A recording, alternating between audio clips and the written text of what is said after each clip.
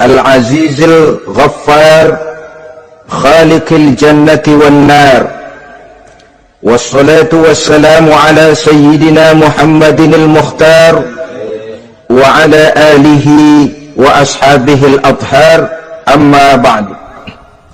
Saudara-saudara kaum muslimin rahimakumullah, surga dalam Al-Quran selalu disebut dengan kata-kata jannah, yang wujudnya surga itu sesungguhnya merupakan suatu tempat di akhirat nanti, yang di dalam tempat itulah Allah akan memberikan balasan berupa kenikmatan yang tiada terhingga kepada hamba-hambanya yang soleh, yang bentuk kenikmatan itu dijelaskan Allah dalam hadis kursinya, a'dadtu li'ibadiyas salihin ma la aynun ra'at wa la uzunun sami'at wa la khatar ala qalbil bashar. Aku sediakan buat hamba-hambaku yang soleh satu kenikmatan yang belum pernah dilihat oleh mata, belum pernah terdengar oleh telinga, dan belum pernah terdetik dalam hati manusia tentang kenikmatan yang semacam itu. Jadi kalaupun dalam banyak ayat-ayat Al-Quran Allah menggambarkan tentang surga yang di bawahnya mengalir sungai-sungai, jangan disamakan dan dibandingkan dengan sungai yang ada di dunia ini. Kalau surga bercerita tentang pohon dengan segala buah-buahnya, jangan samakan dengan pohon dan segala buah-buahan yang ada di dunia ini. Kalau surga bercerita tentang istana, tentang tempat tidur, tentang permadani dan sebagainya, seluruhnya tidak sama dan tidak bisa disamakan atau dibayangkan dengan yang kita hadapi dalam kehidupan di dunia ini. Di sanalah manusia akan menemukan kehidupan yang hakiki, yang sebenar-benarnya, yang tidak akan pernah berubah untuk selama-lamanya. Adapun kehidupan di dunia ini, boleh saja kita katakan kehidupan yang kamuflase, fata morgana, atau dalam bahasa agama sering disebut dengan kehidupan khayali. Ia berubah, ia bertukar, ia berganti oleh pergeseran masa dan pertukaran waktu. Kita jadi orang kaya di dunia, bagaimanapun kayanya kita, kekayaan itu tidak lain adalah kekayaan khayali namanya. Hari ini dia kaya, besok dia boleh jatuh bangkrut. Tengoklah orang-orang kaya di dunia ini, yang tidak cuma sekedar memperkaya diri untuk dirinya sendiri saja, tapi kadang-kadang sudah mempersiapkan untuk anak-anaknya, untuk cucu-cucunya, untuk iparnya, untuk besannya, pendeknya untuk seluruh keluarganya. Tidak cukup harta cuma untuk 1, 2, 3, bahkan sampai 7 keturunan. Tidak cukup dengan uang miliaran, malah triliunan. Tidak cukup dengan punya tanah yang luas, malah gunung dibeli, laut dibeli, langit pun kalau dijual mau dibeli. Sudah melampaui batas yang dinamakan kewajaran, dihinggapi penyakit rakus bin serakah alias tamak, lalu menghalalkan segala macam cara untuk mencapai harta, padahal itu tidak lebih dari bayangan khayali. Harta yang banyak itu mampukah menolak penyakit yang hendak datang? Harta yang banyak itu mampukah menahan tumbuhnya uban selembar di atas rambutnya? Harta yang banyak itu mampukah mencegah sebuah giginya yang hendak permisi? Dan pada akhirnya harta yang begitu banyak itu mampukah menolak kedatangan malaikat maut? Sama sekali ternyata tidak. Itulah kekayaan khayali namanya. Karena itu orang yang terbuka mata hatinya, dia tidak hanya mengejar kekayaan khayali ini, dia mengejar kekayaan hakiki yang terpendam di dalam kepribadian berupa al-akhlaqul karimah, akhlak dan budi pekerti yang terpuji yang menghiasi jiwa dan kehidupannya. Ada sifat sabarnya, ada sifat syukurnya, ada sifat qanaahnya, dan segala macam akhlak yang terpuji. Itulah kekayaan jiwa yang tidak bisa dinilai dengan materi. Kita punya pangkat, jabatan, kedudukan tinggi, pangkat apapun di dunia ini sesungguhnya tidak lebih dari pangkat khayali. Buktinya bahwa dia pangkat khayali, pangkat di dunia ini selalu ada bekasnya. Saudara kenal ada bekas camat, ada? Ada bekas lurah, ada bekas gubernur, ada bekas menteri, ada bekas presiden. Hari ini dia lurah, besok bekas lurah. Hari ini dia camat, besok bekas camat. Hari ini dia menteri, besok bekas menteri. Pangkat khayali. Maka Quran menganjurkan jangan pangkat khayali yang kita kejar mati-matian. Sampai menggunakan sistem jilat atas, injak bawah, sikut kiri kanan, yang penting dapat kedudukan. Padahal itu tidak lebih daripada pangkat khayali. Quran menganjurkan carilah pangkat hakiki. Kedudukan di sisi Allah, maqam di sisi Allah, itulah pangkat yang sebenarnya. Apa jalan ke arah sana? Quran memberikan petunjuk. Wa minal laili fatahajjad bihi nafilatan lak asa an yab'asaka rabbuka maqaman mahmuda. Di keheningan malam, dikala orang tidur nyenyak, bangunlah engkau tahajud kepada Allah Tuhanmu. Pasti kalau itu kau laksanakan, Allah akan menempatkan engkau di satu tempat yang terpuji, mendapat pangkat yang hakiki dan bukan sekedar pangkat khayali. Kita berusia muda, muda kita ini pun muda khayali. Berapa lama kita muda? Hari berubah jadi minggu, minggu bertukar menjadi bulan, bulan pergi datanglah tahun. Pergeseran masa dan pertukaran waktu membuat kita jadi berubah. Kulit yang tadinya kencang jadi lentur dan keriput, segalanya berubah. Oleh karenanya, pada kehidupan di surga nanti, orang akan menemukan kehidupan yang hakiki, yang tidak akan pernah berubah untuk selama-lamanya. Nah, kita akan mulai dengan menjelaskan bagaimana sebenarnya keadaan surga itu. Pertama, luasnya. Berapa sih luasnya surga? Dengan logika, sekarang ini dunia dihadapi dengan kekhawatiran terhadap peledakan penduduk yang nyaris tidak terkendali. 5 miliar lebih jumlah manusia yang nongkrong di permukaan bumi. Tapi sesungguhnya planet bumi yang kita tinggali ini cuma satu planet kecil dari 9 buah planet yang berada dalam sistem tata surya matahari yang lazimnya kita namakan galaksi. Selain tata surya matahari yang namanya galaksi itu, masih terdapat lagi galaksi-galaksi lain yang dengan sendirinya juga dikitari oleh planet-planet lain. Dan bumi kita yang kita tinggali ini, yang dihuni oleh tidak kurang 5 miliar manusia, hakikatnya cuma setitik debu di tengah angkasa alam yang luas ini. Oleh karenanya, di dalam surah Ali Imran ayat 173, ayat 133, Allah Subhanahu wa taala menjelaskan, "Wasari'u ila maghfiratin min rabbikum wa jannatin 'arduha as-samawati wal ardu u'iddat lil muttaqin."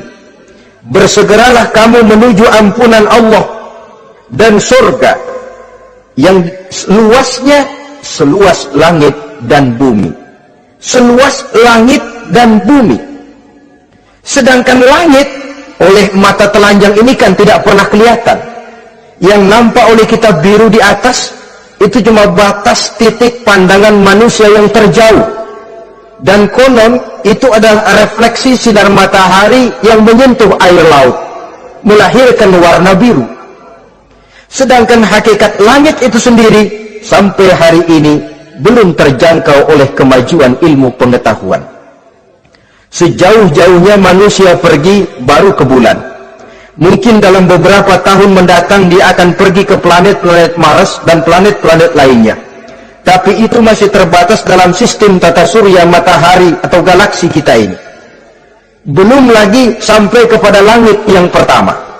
Surga yang disediakan untuk orang-orang saleh ini luasnya seluas 7 lapis langit dan bumi.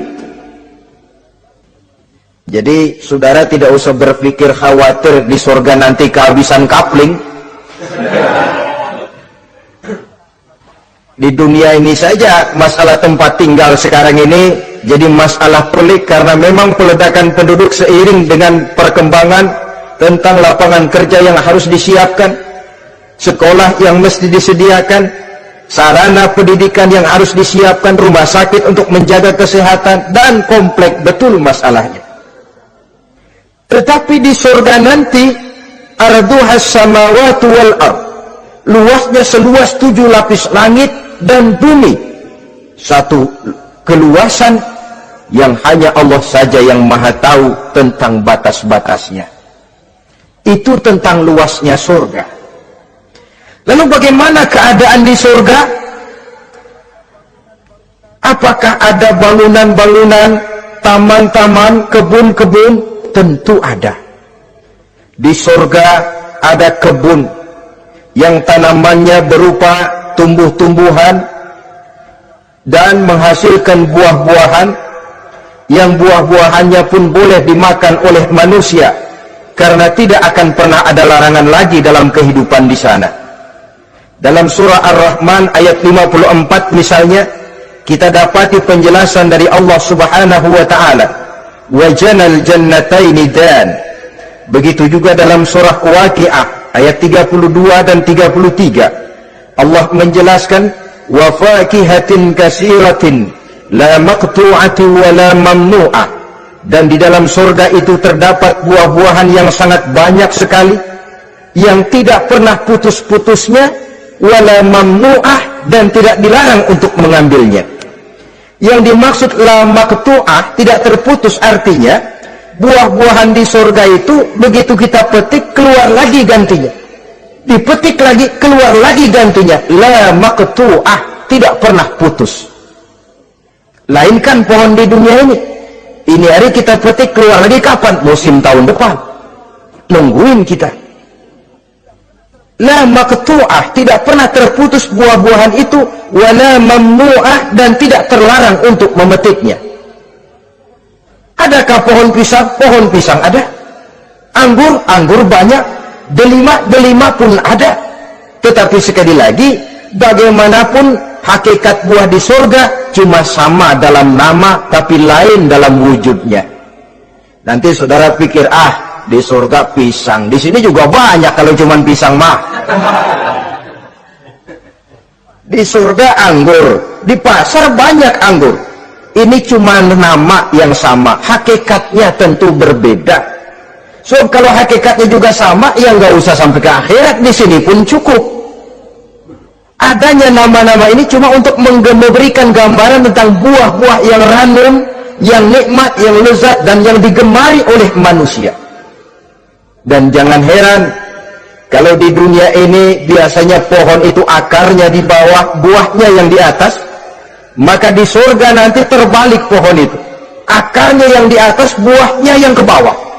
Sehingga orang nggak perlu tangga dan ngambil buah, tinggal metik saja, nggak perlu naik, nggak perlu manjat, nggak perlu bersusah payah. Saudara-saudara kaum muslimin rahimakumullah. Kemudian bangunannya bagaimana? Surga itu pun bertingkat.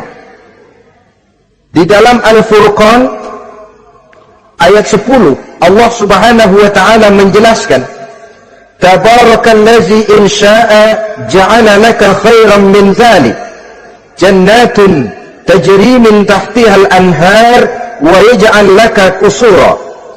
Maha suci Allah yang apabila ia menghendaki dijadikannya untuk kamu yang lebih baik daripada kehidupan dunia ini, yaitu surga yang di bawahnya mengalir sungai-sungai, dan dibangunkannya untuk kamu istana-istana di dalam surga. Jadi bangunan di surga pun berbeda sesuai dengan amalan orang yang masuk ke dalamnya. Seperti halnya perumahan di dunia ini, ada yang masuk kelas pondok indah, ada juga yang masuk kelas pondok pindah. Itu kan tidak sama itu. Ada pondok indah, ada pondok pindah. Sudah pondok pindah lagi. Kenapa bisa berbeda begitu? Ya tergantung kekuatan ekonominya. Makin tinggi nilai kekuatan ekonominya, makin mampu dia mendirikan istana di dunia. Tapi di surga nanti yang bikin mampu bukan ekonomi, yang bikin mampu adalah amalan pada waktu hidup di dunia. Makin banyak amalnya, dengan sendirinya makin baguslah istananya di surga. Tetapi yang namanya surga dapat empernya juga sudah lumayan betul itu. Seemper-empernya surga masih jauh lebih baik daripada sebagus-bagus istana di dunia ini. Taj Mahal, bangunan yang mengagumkan. Istana Raja Persia, bangunan yang menggiurkan. Sehebat-hebatnya istana dunia, masih jauh lebih mending empernya surga. Konon ya, menurut satu riwayat, baunya surga itu sudah bisa dicium 40 tahun perjalanan. Menurut riwayat lain 500 tahun perjalanan. Menurut riwayat satu lagi 70 tahun perjalanan. Baunya surga sudah dapat dicium oleh manusia. Saudara-saudara kaum muslimin rahimakumullah. Nah, di dalam bangunan-bangunan surga itu, seperti halnya terdapatlah kamar-kamar ghuraf dalam istilah Quran itu, yang juga berisi divan, ranjang, tempat-tempat tidur yang indah-indah, dilengkapi dengan kasur-kasur yang tebal dan empuk, bantal dan permadani yang daripadanya bertahtakan emas. Terulah tempat tidur paling menggiurkan kita zaman sekarang ini yang namanya Dunlopillow atau Alga Spring Bed. Sejauh itu bayangan kita menggambarkan masih belum apa-apanya ketimbang tempat tidur yang ada di surga itu nanti. Saudara-saudara kaum muslimin, apakah juga penduduk surga makan, minum, memakai pakaian? Iya. Mereka akan beroleh gelas, piala, kendi, cerek, dan piring-piring yang terbuat dari emas dan perak. Tentu tidak usah gambarkan lagi macam emas dan perak di dunia. Emas dan peraknya akhirat, saudara-saudara. Tetap saja mala ainun ra'at, wala uzunun sami'at, wala khatara fi qalbil bashar. Belum pernah dilihat mata, belum pernah didengar telinga, dan belum pernah terdetik dalam hati manusia tentang wujud yang semacam itu. Apa pakaian mereka? Pakaian penduduk surga dari sutra yang lembut dan tebal, berwarna hijau. Kemudian saudara-saudara, sungai juga mengalir di sana. Mata airnya antara lain berwarna jernih, ada yang air susu, ada yang sungai madu, ada yang khamar atau sungai arak, dan penduduk surga boleh meminumnya, tidak ada larangan sama sekali. Timbul pikiran konyol, kalau di surga orang pada minum arak, apa banyak yang teler di surga? Ya tentu tidak, sebab di sana saya katakan tadi kehidupan yang hakiki, segalanya diperbolehkan, segalanya dipersilahkan. Nah, lalu untuk masuk ke surga itu apa melalui pintu? Memang melalui berbagai macam pintu. Dan ada pintu-pintu khusus yang tidak boleh dimasuki orang lain. Sayyidina Abu Bakar Siddiq radhiyallahu an pernah bertanya tentang hal itu kepada baginda Nabi. Ya Rasul, apakah di surga ada pintu-pintu khusus? Ada, Abu Bakar. Ada di dalam surga itu pintu yang namanya Rayyan. Tidak boleh masuk ke pintu itu melainkan orang-orang yang puasa. Orang-orang yang rajin puasa, mereka akan masuk ke surga melalui satu pintu yang dinamakan Babur Rayyan atau pintu Rayyan. Ada pintu jihad, yang masuk lewat itu hanya mereka orang-orang yang waktu di dunia sepanjang hidupnya berisi jihad, menegakkan dan meninggikan kalimat Allah. Ada Babur Sadaqah, pintu yang hanya boleh dilewati oleh orang-orang yang rajin bersedekah, ringan tangan dalam memberikan bantuan kepada orang-orang yang memang memerlukannya. Dan setiap orang melalui pintu yang sesuai dengan amalannya masing-masing. Ketika itu Abu Bakar bertanya, ya Rasul, apa ada orang yang dipanggil dari tiap pintu? Tiap pintu manggil dia. Kata Nabi, ada Abu Bakar, dan saya doakan kau masuk salah satu di antara orang yang dipanggil dari tiap pintu. Ini orang multi komplek ini.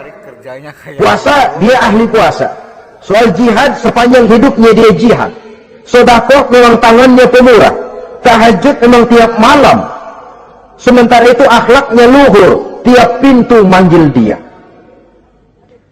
Dalam hadis ada juga perempuan yang bernasib baik, dijelaskan oleh Nabi, "Iza shallatil mar'atu khamsaha wa shamat syahraha wa hafizat farjaha wa ata'at zawjaha qila laha udkhuli min ayyi abwabil jannati syi'ti." Apabila seorang perempuan dia kerjakan sholat yang 5 waktu, dia puasa di bulan Ramadan, dia jaga kehormatan dirinya, kemudian dia taat kepada suaminya, di akhirat nanti dikatakan kepada perempuan tadi, "Wahai perempuan, udkhuli min ayyi abwabil jannati syi'ti." Masuklah kamu ke dalam surga dari pintu mana saja yang kamu mau. Disuruh pilih, saudara-saudara. Nah, kalau kita waktu di dunia ini tidak ada keistimewaan amal, bingung mau masuk pintu mana. Ramadan puasanya kayak gendang. Depan doang sama belakang, penutupan sama pembukaan, peserta kehormatan. Tengah-tengahnya kosong. Nanti mau masuk pintu royan, ditanya, ini pintunya orang yang puasa. Kamu puasa?